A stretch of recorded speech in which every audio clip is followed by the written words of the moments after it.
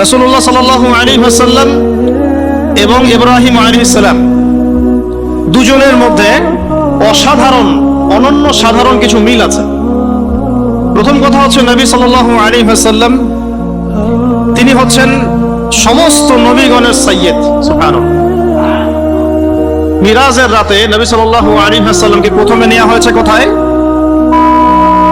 সেখানে নবী সাল্লাল্লাহু আলাইহি ওয়াসাল্লাম নবীদের ইমামতি করেছেন। বলেন সুবহানাল্লাহ। নবীগণের ইমামকে, নবীগণের ইমামকে মুহাম্মদ রাসূলুল্লাহ সাল্লাল্লাহু আলাইহি ওয়াসাল্লাম। আবার আমাদের নবীকে যেমন নবীগণের ইমাম বলা হয়, ইব্রাহিম আলাইহিস সালামকে বলা হয় নবীগণের পিতা, নবীগণের আবুল আম্বিয়া ওয়াল মুরসালিন। যত নবীগণ আছেন সমস্ত নবীর পিতাকে ইব্রাহিম আলাইহিস সালাম, মুসলিম জাতির পিতাকে। আর আমাদের আদি পিতা হচ্ছে আদম আলাইহিস সালাম। ইব্রাহিম আলাইহিস সালামের দুই স্ত্রী, কয় স্ত্রী? একজনের নাম হাজরা আলাইহাস সালাম, আরেকজনের নাম সারা আলাইহাস সালাম। সারা আলাইহাস সালামের গর্ভে জন্ম নিয়েছেন ইসহাক আলাইহিস সালাম, আর হাজরা আলাইহাস সালামের গর্ভে জন্ম নিয়েছেন ইসমাঈল আলাইহিস সালাম। ইসমাঈল আলাইহিস সালামের বংশধরদের মধ্যে আমাদের নবী মুহাম্মদ সাল্লাল্লাহু আলাইহি ওয়াসাল্লামের জন্ম। সুবহানাল্লাহ। আমরা হচ্ছে বনু ইসমাঈল, আমরা কি বনু ইসমাঈল। আর ইসহাক আলাইহিস সালাম থেকে পরবর্তীতে ইয়াকুব আলাইহিস সালামের জন্ম। ইয়াকুব আলাইহিস সালামের আরেক, এই ট্রাইবগুলো শুরু হলো কোথা থেকে? ইব্রাহিম আলাইহিস সালাম থেকে। এই কারণে তাকে বলা হয় নবীগণের পিতা। আমরা বলি father of nation, father of the nation, তাই বলি না? আর তিনি হচ্ছেন ফাদার অফ আম্বিয়া, নবীগণের পিতা। আর আমাদের নবী মুহাম্মদ সাল্লাল্লাহু আলাইহি ওয়াসাল্লাম নবীগণের নেতা, নবীগণের একজন পিতা আর একজন কি নেতা। তাহলে আমরা নেতার উম্মত। আমরা কার উম্মত? নেতার উম্মতের হাতে এখন নেতৃত্ব নাই। নেতার উম্মতের হাতে কি নাই? সারা বিশ্বের নেতৃত্ব কি নেতার উম্মতের হাতে আছে? নেতৃত্বের কথা বললেই এক শ্রেণীর মুনাফিক আছে, খারাজি মারা শুরু করে। এই মুনাফিকদেরকে নিয়ে বড় সমস্যা।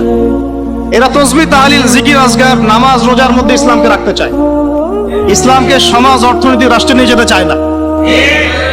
কেউ এদিকে নিয়ে যেতে না পারুক, যদি বলেও যে এটা ইসলামের অংশ, তাহলেই ওর অবস্থা খারাপ। নিয়ে যাওয়া তো অনেক দূরের কথা, এই রাস্তা তো অনেক কঠিন। খালি যদি বলে বা আকীদা লালন করে, তাহলেই তাকে আহলে সুন্নাহ ওয়াল জামাত থেকে বের করে রাখে। এখন ইব্রাহিম আলাইহিস সালাম নবীগণের পিতা, আর আমাদের নবী মুহাম্মদ সাল্লাল্লাহু আলাইহি ওয়াসাল্লাম নবীগণের নেতা। মিল পাইছেন কি? আচ্ছা, সামনে যান। ইব্রাহিম আলাইহিস সালামকে সর্বপ্রথম বাধা পেতে হয়েছে তাওহীদের পথে পরিবার থেকে। কোত্থেকে?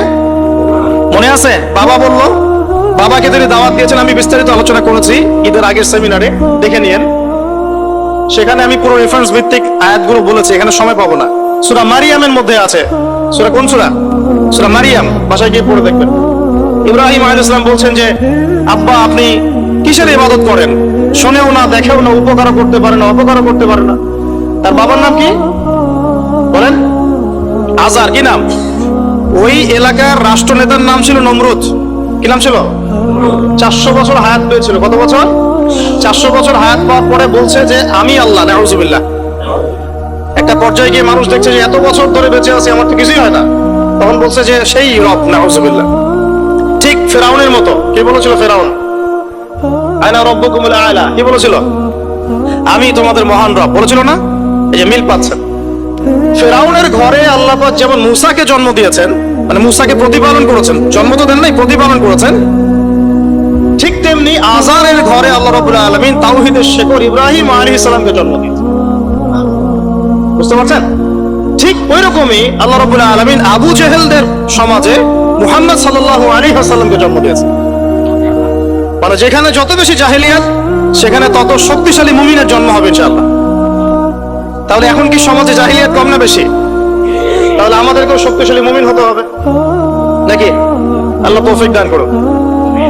ইনশাআল্লাহ যত বেশি জাহেলিয়াত ছড়াবে, তত বেশি শক্তিশালী তাওহীদপন্থী মানুষের জন্ম হবে। আর আমি যদি না হতে পারি, এটা আমার ব্যর্থতা। আমি না হতে পারলে কার ব্যর্থতা? আপনি না হতে পারলে আপনার ব্যর্থতা। কিন্তু আল্লাহ পাক যাকে কবুল করবেন সে হবেই ইনশাআল্লাহ। তো এই কবুলিয়াতের মধ্যে যদি আমরা পড়ি তাহলে আমরা ধন্য হলাম না? এই কবুলিয়াত কি এমনি এমনি আসবে না? দোয়া করতে হয়, আল্লাহর কাছে চাইতে তো হয়, দোয়া করতে হয় যে আল্লাহ আমাকে কবুল করো, আল্লাহ আমাদেরকে কবুল করো। এই শিরক, এই বেদাত, এই হারাম, দোয়া না করলে তো আল্লাহ পাক কবুল করবেন না। আল্লাহ পাক দোয়া করতে বলেছেন না? আল্লাহ পাক তৌফিক দান করবে, আমিন। যেখানে ফিরআউন সেখানেই মূসা, যেখানে আবু জাহেল সেখানেই মুহাম্মদ সাল্লাল্লাহু আলাইহি ওয়াসাল্লাম, যেখানে আজার সেখানে কে? ইব্রাহিম আলাইহিস সালাম। তো প্রথম বাধা পেয়েছেন পরিবার থেকে। বাবা বলল বাড়ির থেকে বের হয়ে যা। ইব্রাহিম আলাইহিস সালাম দাওয়াত দিচ্ছেন বাবাকে, আব্বা আপনি, আমার কাছে জ্ঞান এসেছে, সেই জ্ঞান অনুসরণ করেন। আপনি যে মূর্তিগুলোর উপাসনা করছেন, আমি ভয় করি যে আল্লাহ আপনাকে শয়তানের দলভুক্ত করে দিবেন, আযাব দিবেন আপনার প্রতি। পড়ে নিয়েন সূরা মারিয়াম।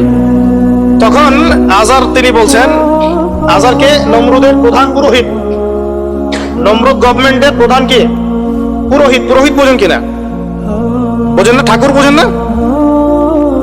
এখন নমরুদ বলছে, আজার বলছে এখান থেকে বের হয়ে যা, আমার বাসা থেকে বের হয়ে যা। যদি বের না হস আর আমার এই মিল্লাতে ফিরে না আসিস, আর এই আমার ইলাহ যেগুলো আমরা উপাসনা করি এদেরকে যদি ত্যাগ করিস, তাহলে আমি তোর মাথা পাথর দিয়ে মেরে ফাটিয়ে দিব। এটা কার কথা?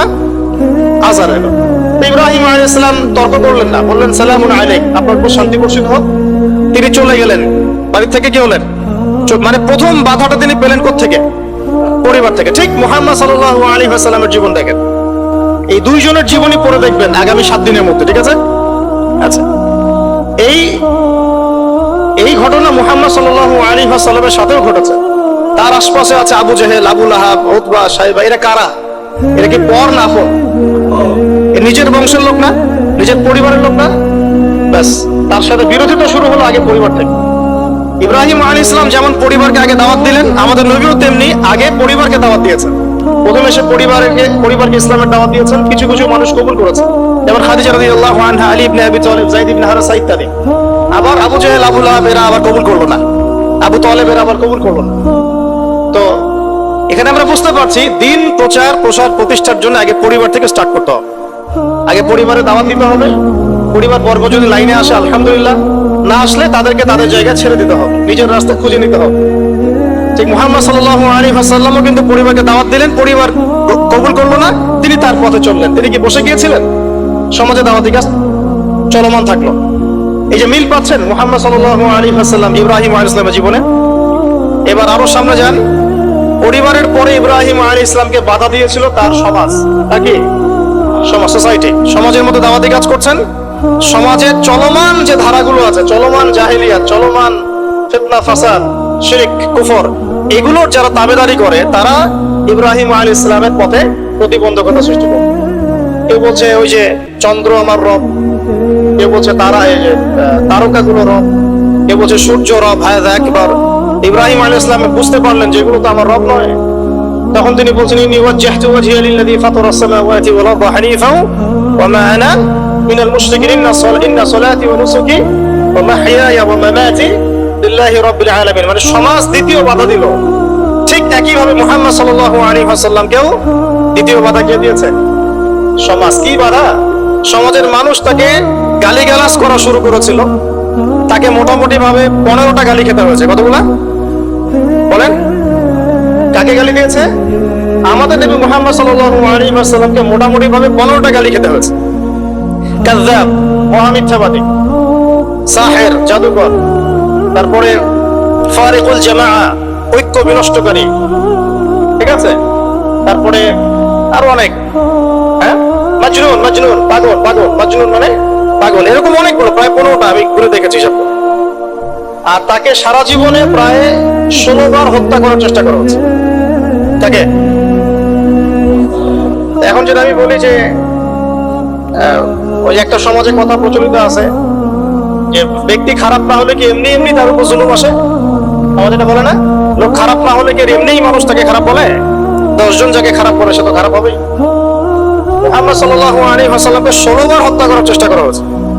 এমনকি মক্কা বিজয়ের পরেও তাকে একবার হত্যা করার চেষ্টা করা হয়েছে। এখন আমরা যারা তাওহীদ মানে ধারণ করব, তাওহীদের আমল করব, তাওহীদের প্রচার করব, আমরা যদি মনে করি যে আমাদের এই পথটা খুব মসৃণ হবে, একদম রেড কার্পেট বিছানো থাকবে, এটা সবচেয়ে বড় ধোঁকা আপনার জীবনে। কখনোই এমন হবে না, কখনো এমন হয়ও নাই, কখনো এমন হবেও না। যদি হয় তাহলে বুঝতে হবে যে আপনি হকের পথে নাই। যদি আপনার আমার গায়ে একটা ফুলের টোকাও না পড়ে, বুঝতে হবে যে আসলে আমরা হকের পথে নাই, এটাই সত্য কথা, কেউ বলুক আর না। এই যে ইমাম ইবনে তাইমিয়া রাহিমাহুল্লাহর কথা আমরা বলি, নাম শুনেছেন কিনা? তার উপর যে পরিমাণ নির্যাতন এসেছে এটা আপনি কল্পনা করতে পারবেন না।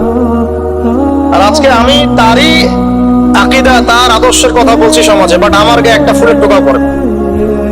তাহলে কোনটা প্রকৃত আর কোনটা কথিত বুঝতে হবে। আবু হানিফা রাহিমাহুল্লাহ বরেণ্য ইমামদের চারজনের একজন। তার তো টাকা পয়সার অভাব ছিল না, খ্যাতির অভাব ছিল না, নিজের টাকা পয়সা খরচ করে বোর্ড গঠন করেছেন ফতোয়া বিভাগ, অসামান্য খেদমত ইসলামের জন্য। তারপরও শেষ বয়সে তাকে জেলখানায় বিস্ফোরণে হত্যা করা হয়েছে।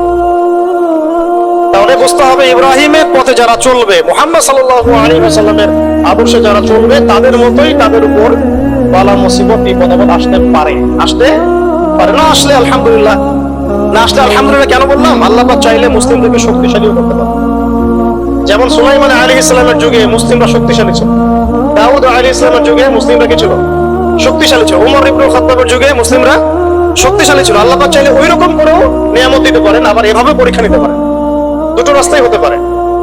তো বেশিরভাগ ক্ষেত্রে যা হয়েছে পরীক্ষা এসেছে। এখন সমাজ বাধা দিল ইব্রাহিম আলাইহিস সালামকে, একই বাধা মুহাম্মদ সাল্লাল্লাহু আলাইহি ওয়াসাল্লামকে দেয়া হয়েছে। তাকে গালি খেতে হয়েছে, এই যে পিঠের উপরে উটের নাড়ি ভুঁড়ি চাপিয়ে দেওয়া হয়েছে, তার গলায় চাদর দিয়ে ফাঁস দেওয়ার চেষ্টা করা হয়েছে, উহুদের মাঠে তার দাঁত শহীদ হয়েছে। 3 বছর, তিনটা বছর, 3 ঘন্টা না, 3টা বছর নবী সাল্লাল্লাহু আলাইহি ওয়াসাল্লামকে সাহাবীদেরকে একসাথে কিছু পাহাড়ের নিচে, ওটাকে বলে শিয়ারে আবু তালেব, এখানে রেখে দেওয়া হয়েছে 3 বছর। Boycott, socially boycott. কেউ তাদের সাথে কথা বলবে না, তাদেরকে খাবার দিবে না, তাদের সাথে বিয়ে শাদী করবে না, কিছুই করবে না। এক ঘরে করা, বোঝেন না? এক ঘরে করা, একদম সোশ্যালি বয়কট। 3 বছর গাছের ছাল পাতা খেয়ে তারা থেকেছে, 3 বছর। আমাদের নবীর কথা বলছে, আমাদের নবী যার আগেও কোনো গুনাহ নাই, পরেও কোনো গুনাহ নাই, যিনি কোনোদিনও নিজের স্বার্থে কোনো কাজ করেন নাই, সব করেছেন আমাদের জন্য, তাদের জন্য। এমনকি তাকে দোয়া করার ইখতিয়ার দেওয়া হচ্ছে, আপনি একটা দোয়া করেন, যা চাবেন তাই দিব, আল্লাহ পাক বলছেন। আর তিনি বলছেন এই দোয়াটা আমি রেখে দিলাম, পরকালে আমি আমার উম্মতের জন্য সুপারিশ করব। তিনি কি নিজের স্বার্থে কোনো কাজ করেছেন? তার উপর এত জুলুম কেন আসলো তাহলে? ওই যে যারা ইব্রাহিম আলাইহিস সালামের তাওহীদের চর্চা করবে, মুহাম্মদ সাল্লাল্লাহু আলাইহি ওয়াসাল্লামের সুন্নতের চর্চা করবে, তাদের উপরে এটা আসবে। আর এখানে সুবিধাবাদী ইসলাম পালন করলে আপনার কোনো সমস্যা নাই। সুবিধাবাদী ইসলাম যেমন মসজিদের সভাপতি হবেন, শুধু খাবেন, সমস্যা নাই। আপনি 5 ওয়াক্ত নামাজও পড়বেন, ঘুষ খাবেন। আপনি রোজা রাখবেন, এদিকে মাশাআল্লাহ যাকাত দিবেন না। আপনি মাঝে মাঝে নফল দান সদকা করবেন, যাকাত দিবেন না। হজ উমরা করবেন, বছর বছর হজ উমরা করবেন, করে এসে সমাজে আল্লাহ বিরোধী যত লজ আছে সব বসানো শুরু করবেন। বুঝতে পারছেন? এইগুলো সুবিধাবাদী ইসলাম। আমরা তো বলি যে 90% মুসলিমের দেশ, এটা একটা মিথ্যা কথা। এই কথাটা একটা মিথ্যা কথা। মুসলমানের সংজ্ঞাই জানি না আমরা, মুসলমান কাকে বলে। আমি একটু পর দেখাচ্ছি মুসলমান কাকে বলে। দেখেন মুসলমান কাকে বলে, আপনাকে আমি একটু বোঝানোর চেষ্টা করছি, আমি বোঝাতে পারি না। আমার একটা সমস্যা ফিল করছি আমি লাস্ট 5 বছর থেকে, যে যা বুঝতে পারছি এটা বুঝাতে পারছি না। জানি না এই সমস্যা কবে দূর হবে। আর এই সমস্যা বাড়তেই আছে, যত বেশি আমি ওলামায়ে কেরামদের সোহবতে গিয়ে পড়ে আছি, তত বেশি আমার মধ্যে প্রবলেমটা বাড়ছে। আমি বুঝতে পারছি অনেক কিছু, আপনাকে বুঝাতে পারছি। আমি বুঝতে পারছি যে মানে আসলে কিছুই হচ্ছে না, ফ্যান্টাসি। কিন্তু এটা যে অ্যাপ্রোপ্রিয়েট ভাষা প্রয়োগ করে বোঝাবো, এটা আমি পারছি না। বুঝতে পারছি সারা ওয়ার্ল্ডে মুসলিমদের এমন দুরবস্থা, কিন্তু আমি আপনাকে বোঝাতে পারছি। আর কোনো কোনো ক্ষেত্রে 30-40% কথা বলা আমাদের জন্য জায়েজ, বাকি 60% কথাবার্তা আমরা বলতে পারবো না। কেন বলতে পারবো না এটা আমাকে জিজ্ঞাসা করতে আসেন না। আপনার মধ্যে ম্যাচুরিটি থাকলে আপনি বুঝে নেন। কথা কি বুঝতে পারছেন? এখন 90% মুসলিমের দেশ। মুসলিম কাকে বলে? আল্লাহ রাব্বুল আলামিন আমাকে বলেছেন, দেখেন আপনাকে আমাকে বলেছেন 5 ওয়াক্ত নামাজ পড়। আমি একটু ফ্র্যাঙ্কলি বললাম, 5 ওয়াক্ত নামাজ তোমরা পড়ো, 5 ওয়াক্ত নামাজ কায়েম করো। এই 5 ওয়াক্ত নামাজটুকু মুসলমানরা এখন পড়ে না। আপনি ফজরের নামাজে দেখেন তো কয়জন জামাত হয়ে আসে? কয়জন ফজরের উপরে নামাজ পড়তে পারি আমরা? আমরা তো বড় বড় কথা বলি, ইকামতের দিন। কারা এগুলো করবে? যারা পরীক্ষিত। কারা বদরে যুদ্ধ করবে? যারা পরীক্ষিত, মক্কার 13 বছর পরীক্ষা দিয়ে আসছে, তারা না বদরে যুদ্ধ করবে। আমি তো আকাশ থেকে তপাস করে একজন পরে বদরে যুদ্ধ করতে পারবেন না, পারবেন? একটা ট্রেনিং পিরিয়ড ছিল 13 বছর। কত বছর? 13 বছর নবী সাল্লাল্লাহু আলাইহি ওয়াসাল্লাম তাদেরকে প্রশিক্ষিত করে করে করে করে করে এই জায়গায়। প্রশিক্ষণটা কিসের প্রশিক্ষণ? তরওয়ালের? আধ্যাত্মিক প্রশিক্ষণ, ইমানের প্রশিক্ষণ। আপনাদের কি মনে হয় আবু সুফিয়ানের বাহিনী বেশি শক্তিশালী ছিল না বদরের বাহিনী বেশি শক্তিশালী ছিল? বাহ্যিকভাবে ওদের বাহিনী বেশি শক্তিশালী ছিল। ওদের কাছে অস্ত্র বেশি ছিল, সৈন্য বেশি ছিল, ট্রেনিং বেশি ছিল, বড় বড় লড়াকু যোদ্ধা ওদের। আর এদিকে মিসকিন কিছু মানুষ, গায়ে গায়ে গোস্ত নাই। আবু বকর সিদ্দিক রাদিয়াল্লাহু আনহু কেমন মানুষ ছিলেন মনে করেন? হ্যাঁ, 6 প্যাক মনে করেন? রুগ্ন মানুষ ছিল, দুর্বল মানুষ। দুর্বল মানুষ, দুর্বল মানে কোন দুর্বল বলছি? ফিজিক্যালি দুর্বল কথা, মানে ফিজিক্যালি তিনি খুব বেশি মানে শক্তিশালী, লম্বা চওড়া এরকম ছিলেন না। ছোটখাটো শুকনো হ্যাংলা পাতলা মানুষ ছিলেন। তো এই মানুষটা বদর যুদ্ধ করেন না কিসের শক্তিতে? সামরিক প্রশিক্ষণের শক্তিতে? ইমানের শক্তি, ইমানের শক্তি। যদি মানুষের মধ্যে ইমানের প্রশিক্ষণ না থাকে, পারমাণবিক অস্ত্র দিলেও সে যুদ্ধে জিততে পারবে না। কথা বুঝতে পারছেন? তখন দেখা যাবে, আর তখন দেখা যাবে গুটি কয়েক কাফেরের হাতেই মুসলিমরা একদম শেষ। সারা বিশ্বে এমন হচ্ছে না? মুসলমানরা মার খাচ্ছে না? এটার জন্য তারা, তাদের ক্রেডিট না, মুসলমানদের ডিসক্রেডিট। কারণ আমরা ইমানের লেভেল থেকে নেমে গেছে অনেক বেশি। যাই হোক, আমি বোঝাচ্ছিলাম এখানে যে দেখুন 5 ওয়াক্ত নামাজটুকু পড়তে পারে না। সম্পদ হয়েছে, আল্লাহ বলেছেন যে 2.5% যাকাত দিও। বেশি চান নাই তো? 2.5% মানে কতটুকু? 100 টাকা 2.5 টাকা। খুব বেশি ক্ষতি হয়ে যাবে দিলে। মানুষ আর যাকাত দেয় না। আল্লাহ পাক বলেছেন যে তোমরা জেনার ধার কাছেও যেও না। যুবকদের মধ্যে 5% যুবক খুঁজে পাবেন না জেনা থেকে মুক্ত আছে। অনেস্টলি বলেন, জেনা মানে তো আমি শুধু সরাসরি ফিজিক্যাল রিলেশন বোঝাচ্ছি না। জেনার তো আরো ক্যাটাগরিজ আছে, আছে না? কে কয়জন যুবক পাবেন হারাম অ্যাফেয়ার্স করে না, কোন দেখে না? এই যে মুভিজ গুলো অনলাইনে বসে বসে এগুলো ঘাটাঘাটি করে না, নায়ক নায়কের নাম জানে না। যুবকরা টিকটক খেলে, টিকটক ব্যস্ত থাকে, কিশোর গ্যাংয়ে যোগ দেয়, মোবাইল ফোন একটা ধরাই দিয়েছেন, ব্যাস জীবনটা শেষ। ওইটাই তার সবকিছু। আর যে মেয়ের হাতে মোবাইল দিয়েছেন বাড়ির বাবা, ওই মেয়ের জীবনটাকে ধ্বংস করে দিল। সে শুধু একাই ধ্বংস হবে না, কিন্তু সে আরো 10 জনকে ধ্বংস করবে। দেখেন আল্লাহ পাক খুব সামান্য কিছু চাইছেন, বাবা একটু নামাজটা পড়তে আয়, ব্যাস একটু কোরআনটা তেলাওয়াত করা শেখ, কোরআনটা চর্চা কর, নবীর সুন্নাহ মাফিক একটু জীবন যাপন করার চেষ্টা কর। এতটুকুই পারি না। আর ইব্রাহিম আলাইহিস সালামকে আল্লাহ পাক বলেন তোমার সন্তানকে কুরবানি করে দাও, জবাই করে দাও। তোমার সন্তানকে জবাই করে দাও। শেষ। তোমার সন্তানকে কি করো ভাই? সন্তান জবাই করার পরে আপনাকে নামাজ পড়তে বলেছেন, আল্লাহ পাক সেটাই করতে বলেছেন। আর ইব্রাহিম আলাইহিস সালামকে বলা মাত্রই কোনো বিজ্ঞান নাই, কোনো যুক্তি নাই, কোনো দর্শন কিছুই নাই। তিনি বললেন সামি'না আতা'না, শুনলাম মানলাম। আল্লাহ পাক বলেছেন ব্যাস। ইয ক্বালা লাহু রাব্বুহু আসলিম, আল্লাহ পাক বলেছেন যখনই আল্লাহ পাক তাকে আত্মসমর্পণ করতে বলেছেন, তিনি বলেছেন আসলামতু লিরাব্বিল আলামিন, আমি জগৎ সমূহের রবের কাছে আত্মসমর্পণ। সন্তানকে রেখে আসো ওই যে জনমানব শূন্য জায়গায়, কাবা ঘরের ওখানে কোনো মানুষ আছে? কোনো প্রাণী আছে? পানিও নাই, খাবারও নাই, কিছুই নাই। কোন পাগল ওই কাজ করতো নাকি যুক্তি বিজ্ঞান দর্শন দিয়ে? বলেন, আপনার কি লজিকে ধরে এটা? আমি পারবো আমার সন্তানটাকে রেখে আসতে, আমার স্ত্রীকে রেখে আসতে? ইব্রাহিম আলাইহিস সালাম বললেন এই যে যখনই আল্লাহর হুকুম এসেছে তখনই নিজের মাথাটাকে সমর্পণ করা, এটাকে আল্লাহ পাক বলেন ইসলাম। এটা কি বলছেন? এটাই ইসলাম। এখানে আমার যুক্তির দরকার নাই, বিজ্ঞানের দরকার নাই। থাকতে পারে বৈজ্ঞানিক ব্যাখ্যা, আমার না জানলেও চলবে। থাকতে পারে যুক্তি, না জানলেও চলবে। থাকতে পারে কোনো দর্শন, না জানলেও চলবে। আল্লাহর হুকুম এটাই বড়, বাস। এর নাম হলো ইসলাম। এখন বলেন এই ইসলামের আওতায় কত % মুসলিম আছে বাংলাদেশে? আল্লাহ পাকের হুকুম আসছে, বাস মাথা পেতে গেছে। বলেন এখন দেখি। ওই যে আমরা বলি 90% মুসলিমের দেশ, একটা ডাহা মিথ্যা কথা। যাই হোক, আমরা শেষ করে দিই, আমাদের নামাজের পরে ইনশাআল্লাহ আমরা আলোচনা করবো। তো যেমন ইব্রাহিম আলাইহিস সালাম জীবনের পদে পদে এভাবে আত্মসমর্পণ করেছেন, ঠিক তেমনি মুহাম্মদ সাল্লাল্লাহু আলাইহি ওয়াসাল্লাম পুরো জীবনভর যখনই আল্লাহর যে হুকুম এসেছে মাথা পেতে নিয়েছে। মিল আছে না? সমাজ বাধা দিয়েছে ইব্রাহিম আলাইহিস সালামকেও, মুহাম্মদ সাল্লাল্লাহু আলাইহি ওয়াসাল্লাম, তারা উভয়ই সমাজের এই প্রচলিত জাহিলিয়াতের বিরুদ্ধে লড়াই করেছে।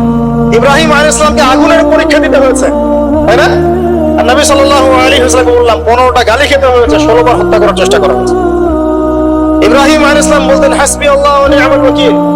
সারা জীবন নবী সাল্লাল্লাহু আলাইহি ওয়াসাল্লাম বলেছেন হাসবুনাল্লাহু ওয়া নি'মাল ওয়াকিল। সূরা তাওবার শেষের দিকে পড়ে দেখেন।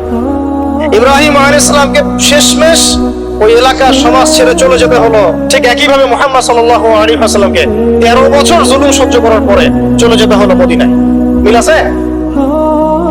ইব্রাহিম আলাইহিস সালামের সাথে কেউ নাই, তার স্ত্রী সারা আর এক স্ত্রী হাজেরা। মুহাম্মদ সাল্লাল্লাহু আলাইহি ওয়াসাল্লামের সাথেও খুব বেশি মানুষ নাই, কোটি কয়েক কিছু সার। ইব্রাহিম আলাইহিস সালামের লেগেসি বহন করেছেন তার সন্তানরা, আর এদিকে নবী সাল্লাল্লাহু আলাইহি ওয়াসাল্লামের লেগেসি বহন করেছেন আবু বকর, ওমর, উসমান, আলীর মতো মানুষ রাদিয়াল্লাহু আনহু। ইব্রাহিম আলাইহিস সালামের আদর্শ সারা দুনিয়া ছড়িয়ে পড়েছে, পড়ে নাই? ঠিক মুহাম্মদ সাল্লাল্লাহু আলাইহি ওয়াসাল্লামের আদর্শ, তার দ্বীন দেখেন আজকে সারা বিশ্বের আনাচে কানাচে ছড়িয়ে গেছে। সবাই ইসলামকে স্বীকার তো করে, এটা আল্লাহর পক্ষ থেকে আসছে। কেউ হয়তো আত্মসমর্পণ করে, কেউ করে না। সারা দুনিয়ায় সাইবেরিয়ার সেই ঠান্ডায় গেলে আপনি মুসলিম পাবেন, চীনে গেলে মুসলিম পাবেন, রাশিয়ায় গেলে মুসলিম পাবেন। শুধু আরবে সীমাবদ্ধ নাই, সারা দুনিয়ায় ছড়িয়ে গেছে। ইব্রাহিম আলাইহিস সালামকে পরীক্ষার পর পরীক্ষা দিতে হয়েছে। একই পরীক্ষা নবী সাল্লাল্লাহু আলাইহি ওয়াসাল্লামকে বদরে, উহুদে, খন্দকে, খায়বারে সব জায়গায় দিতে হয়েছে। ইব্রাহিম আলাইহিস সালাম মূর্তি ভেঙেছিলেন, মনে আছে? ঠিক একই কাজ নবী সাল্লাল্লাহু আলাইহি ওয়াসাল্লাম মক্কায় বিজয়ের দিন করেছেন। এই দুইজনের জীবনী খালি পড়ে দেখেন, আমি বলে শেষ করতে পারবো না, সময় নাই আমাদের হাতে। প্রত্যেক পদে পদে মিল আছে, প্রত্যেক পদে পদে। এই কারণেই হয়তো আমরা দরুদ ইব্রাহিম যখন পড়ি, আমরা অন্য কোন নবীর নাম নিচ্ছি না, আমাদের নবীর সাথে ইব্রাহিম আলাইহিস সালামের নাম নিচ্ছি। সুবহানাল্লাহ। হয়তো এই কারণেই আমাদের নবী সাল্লাল্লাহু আলাইহি ওয়াসাল্লাম যখন মেরাজে গিয়েছেন না, তিনি বলেছেন আমি মেরাজে গিয়ে দেখলাম সপ্তম আসমানের একজন ব্যক্তি বাইতুল মামুরের সাথে হেলান দিয়ে বসে আছে। আমি বললাম উনি কে? জিবরাইল আলাইহিস সালাম বলেন উনি হচ্ছেন আপনাদের এই যে ফাদার অফ দ্য নেশন, মানে মুসলিম জাতির পিতা, তিনি হচ্ছেন ইব্রাহিম আলাইহিস সালাম। ওখানে একটা কাবা ঘরের মতো ঘর আছে বাইতুল মামুর, ওখানে তাওয়াফ করে ফেরেশতারা, ঠিক আছে? নবী সাল্লাল্লাহু আলাইহি ওয়াসাল্লাম বলেন আমি সেদিন দেখেছি আমার চেহারা আর আমার বাবার চেহারা, মানে ইব্রাহিম আলাইহিস সালামের চেহারা একদম হুবহু। এই যে আমরা ঈদুল আযহা পালন করলাম প্রিয় ভাইরা, কুরবানি করলাম, এখানে তো পশুকে কুরবানি করছে। এখানে মানুষ মুসলিম পশুকে কুরবানি করছে না, এখানে একটা পশুকে কুরবানি করছে। যে কুরবানি করছে ও সুদখোর, যে কুরবানি করছে ও দুর্নীতিবাজ, যে কুরবানি করছে ও তাগুত, যে কুরবানি করছে মুনাফিক, যে কুরবানি করছে বেনামাজি, যে কুরবানি করছে যাকাত দেয় না, যে কুরবানি করছে সে আল্লাহ পাকের বিধিবিধানের 5 পয়সা তোয়াক্কা করে না। গোশত খাওয়ার জন্য সমাজের মানুষ কি বলবে? তাহলে এক পশু আর এক পশুকে কুরবানি করছে না?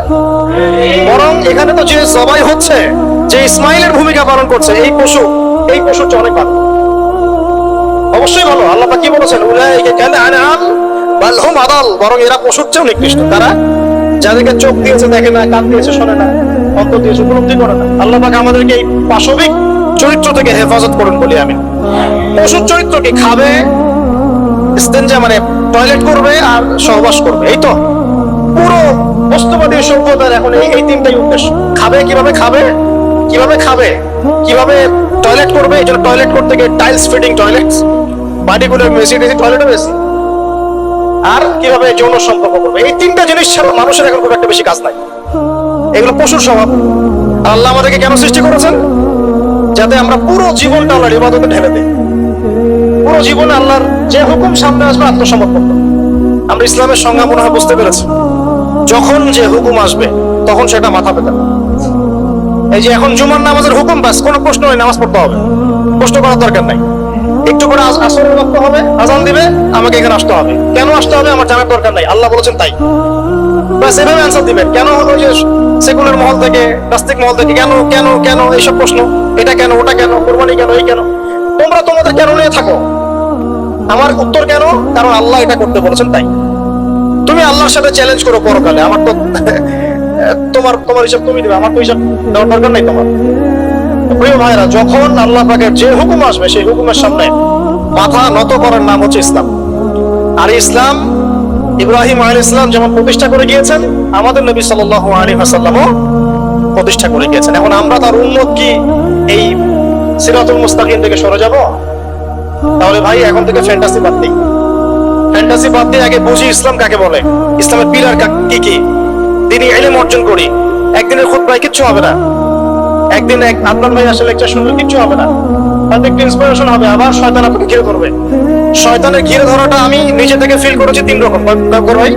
যখন একটা মানুষ পরিপূর্ণ শয়তানের দাসত্ব করে, গান বাজনা করে, বাদ্যযন্ত্র বাজায়, গাঁজা খায়, মদ খায়, হ্যাঁ, শয়তান ওকে কিছুই বলে না, বিশ্বাস করেন, শয়তানকে কিছু বলে না। ওকে শয়তান খুব একটা, ওকে নিয়ে শয়তানের পেরেশানি নাই খুব একটা। এবার এই ধরনের ব্যক্তিরা যখন তওবা করে ইসলামের দিকে আসতে শুরু করে, এসে নামাজি হয়, রোজা রাখে, দান সদকা করে, ধীরে ইলম অর্জনের চেষ্টা করে, শয়তানের সমস্ত শক্তি দিয়ে এর উপর আক্রমণ করা শুরু করে। আবার এই ব্যক্তি যদি মেহনত করতে করতে করতে করতে আরো বড় মাকামে পৌঁছে যায়, তখন এই ব্যক্তিকে দেখে শয়তান দূরে পালিয়ে যাবে। ঠিক এই ব্যক্তির মাকাম হচ্ছে উমর রাদিয়াল্লাহু আনহুর মাকাম। তাকে দেখে শয়তান পালাতো কেন? কারণ তিনি এই মুজাহাদা করতে করতে করতে করতে ঈমানের এমন বুলন্দ স্তর অর্জন করেছেন যে ওকে দেখলে শয়তান পালিয়ে। আমাদের টার্গেট এখন ওইখানে যাওয়া, আল্লাহ পাক তৌফিক দান করুন। তাহলে এই যে প্রাথমিক ফ্যান্টাসি বাদ দিয়ে আপাতত আমাদের কাজ হচ্ছে 5 ওয়াক্ত নামাজ পড়া। কেন করবো প্রশ্ন করার দরকার আছে? উত্তর হচ্ছে আল্লাহ বলেছেন তাই, ব্যাস। 2 নাম্বার কাজ হচ্ছে দিনী ইলম অর্জন করা। দিনী ইলম অর্জনের কোনো বিকল্প নাই। আর ইলম অর্জন এই 2 মাস 3 মাস 1 বছর এগুলো করলে হবে না ভাই। এই মাঝখান থেকে একটা বই টান দিচ্ছেন, ওই একটা বই টান দিচ্ছেন, অমুক রেটের একটা বই পড়লাম, অমুক তমুক একটা পড়লাম, এভাবে হবে না। 98% যুবক এভাবে পড়াশোনা করে আমাদের জেনারেল শিক্ষিত। 98% যুবক এভাবে পড়াশোনা করে, জেনারেল শিক্ষিত। এই পড়াশোনা দিয়ে আপনি হয়তো কিছুটা জ্ঞান পাবেন, ভাষা জ্ঞান পাবেন, কিন্তু গভীরতা ঢুকতে পারবেন। গভীরতা ঢুকতে গেলে অবশ্যই ক্লাসিক্যাল একটা সিলেবাস ফলো করতে হবে। এই সিলেবাসের শুরুটাই হবে কোরআন থেকে, কি থেকে? এবং কোরআনের শুধু তেলাওয়াত না, এর ভিতরে ঢুকতে হবে অনুবাদ, এর তাফসীর পড়ার যোগ্যতা অর্জন করতে গেলে আরবি ব্যাকরণ লাগবে, আরবি ভাষা লাগবে, এখানে উসুল লাগবে, এবং এগুলো একা একা আপনি শিখতে পারবেন না। বরেণ্য উলামায়ে কেরামের কাছে সংযোগ রেখে মাদ্রাসায় যেতে হলে যান, ব্যাচ করে পড়তে হলে পড়েন, একা পড়তে পারলে পড়েন, যেভাবে পারেন সেভাবেই আপনাকে শিখতে হবে। অনলাইনে অনেক কোর্স হয়, আমরা হয়তো টুকটাক করি, কিন্তু অনলাইনে কোর্স 100% আপনাকে নলেজ দিতে পারবে না, আপনাকে অফলাইনে শিখতে হবে। এই জন্য প্রত্যেক জায়গায় জায়গায় মক্তব তৈরি করেন, আল্লাহ পাক তৌফিক দান করুন। প্রত্যেক এলাকায় মানে প্রতিষ্ঠিত মাদ্রাসা প্রতিষ্ঠা করেন, এবং ইসলামের ক্লাসিক্যাল যে ধারা আছে এই ধারার মধ্যে থাকেন, বাইরে যাওয়ার দরকার। মানুষ এত বেশি বিভ্রান্তি ছড়িয়ে দিয়েছে সমাজে, প্রতিটা মাসালা নিয়ে মানুষের মধ্যে এখন ইখতিলাফ দেখা যায়, অথচ এটা কাম্য ছিল না। আমরা যে চিরায়ত ইসলামগুলো ফলো করে আসছি এর মধ্যে কোনো সমস্যা নাই। যে সমস্যাগুলো দেখা যায় সেগুলো জাহেলদের কাজ। কেউ যদি কোনো জাহেলিয়াতের মধ্যে লিপ্ত হয়, এর মানে ওই এই কমিউনিটির সবাই জাহেল, ব্যাপারটা এরকম। আপনি কিছুই বোঝেন না, অন্তত যদি একটা মাযহাব ফলো করেন, হোক সেটা হানাফিজম, শাফিইজম, হাম্বলিজম, মালিকিজম, তারপরে আপনি হকে থাকবেন, এটা কোনো সমস্যা নাই। যারা এর বাইরে অনেক উল্টা পাল্টা বুঝে আপনার মাথাটা নষ্ট করে ফেলাচ্ছে, এটা পুরো একটা ফিতনা। পরে শেষে কি হবে আমি আপনাকে বলে দিই। শেষে আপনি ক্লাসিক্যাল ট্র্যাক থেকে বের হয়ে যে ব্যক্তি আপনাকে এই পথ দেখিয়েছে ওর তাকলিদ করা শুরু করবেন। শেষে গিয়ে আপনি ওর তাকলিদই করা শুরু করবেন, এটা হবে ফাইনাল ডেস্টিনেশন। ওর চেয়ে ভালো আপনি বরেণ্য ইমামদের তাকলিদ করেন, তাও ভালো। যদি আমল করতে গিয়ে দেখেন কোনো আমল কোরআন সুন্নাহ থেকে একটু বাইরে চলে যাচ্ছে, মনে হচ্ছে যে ভালো দলিল মনে হচ্ছে আছে, তাহলে ওটাই ফলো করেন, সমস্যা কি? ওপেন মাইন্ডেড হন, কিন্তু ক্লাসিক্যাল ধারা থেকে বের হয়ে যায়। ঘর থেকে বের হয়ে গেলে আপনাকে শকুনে খেয়ে ফেলবে। তো প্রায় শেষ করে দেই, 2 মিনিট। ইলম অর্জন করতে হবে উলামায়ে কেরামের কাছে গিয়ে, একা একা হবে, একা মোটেই হবে না। আর কিছু সাবজেক্ট বললাম, এগুলোর সাথে আপনার হাদিস থাকতে হবে, আপনার আকীদা থাকবে, আকীদা তাহাবিয়া থাকবে, আপনার সিরাত থাকবে, ইতিহাস থাকবে, অর্থনীতি থাকবে। এভাবে আস্তে আস্তে আপনি উলামায়ে কেরামের কাছে যখন বসবেন, তারা আপনাকে সিলেবাস করে দিবে যে এগুলো পড়লে আস্তে আস্তে তোমরা ভালো জায়গায় যেতে পারো। আপনাকে আলেম হতে হবে, কি হতে হবে? আমরা তো আলেমদের অনেক ভুল ধরাতে ব্যস্ত না। ফেসবুক আছে আমাদের হাতে, ফেসবুক মানেই তো মানে শুয়ে জিহাদ করা যায়, ফেসবুকে কম্বলের নিচে শুয়ে জিহাদ করা যায়। আহলে ফেসবুক আল জামাত একটা আবার বাংলাদেশে চলছে, আহলে ফেসবুক আল জামাত, সারাদিন ফেসবুকে সব অ্যাক্টিভিটিস ফেসবুকে। তো আপনি আলেমের সমালোচনা করছেন, আপনি নিজে আলেম হন না কেন? করেন দেখি। আপনি পড়াশোনা করেন 10 বছর, কষ্ট সহ্য করেন, বাড়ি থেকে বের হয়ে এসে থাকেন, বাড়ি থেকে বেরো মাদ্রাসায় যান দেখি, থাকেন 10 বছর থাকেন, পড়াশোনা করেন, তাতে খাওয়ার কষ্ট ফেস করেন, থাকার কষ্ট ফেস